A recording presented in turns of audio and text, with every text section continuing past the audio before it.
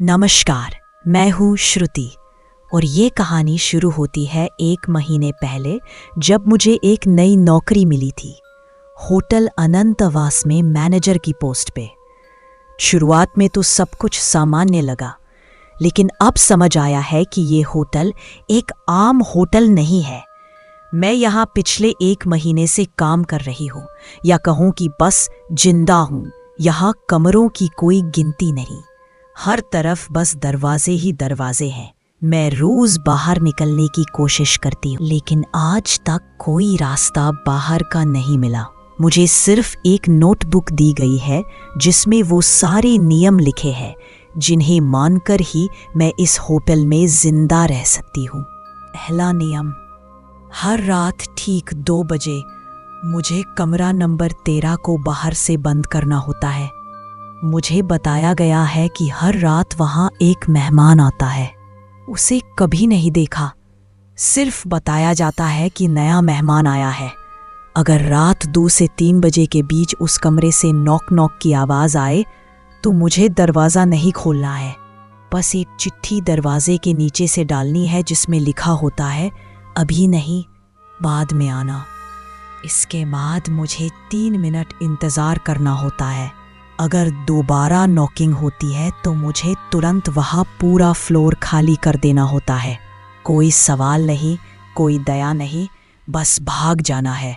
यह नियम नंबर 1 है इस होटल में जिंदा रहने का। दूसरा नियम, हर सुबह रजिस्टर में सभी कमरों की जानकारी भरनी होती है, लेकिन कमरा नंबर 13 की जगह खाली छोड़नी होती है।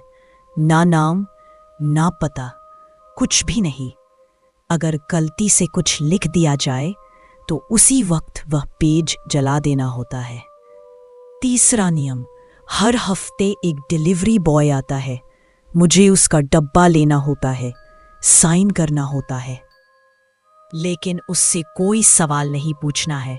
डब्बा लेकर कमरा नंबर 13 के बाहर रखना होता है। फिर एक बार दरवाजे पर दस्तक देनी होती है और 15 मिनट इंतज़ार करना होता है। अगर 15 मिनट बाद भी वो डब्बा वहीं पड़ा हो तो मुझे तुरंत भागकर किचन जाना होता है। किचन के सारे उपकरण, फ्रिज, एग्जॉस्ट फैन, हर चीज़ बंद करनी होती है। किचन का दरवाज़ा बंद करके एक खाली अलमारी में छुप जाना होता है और फिर सुबह तक बाहर नहीं निकलना है। ये सब कुछ उस नोटबुक में लिखा है।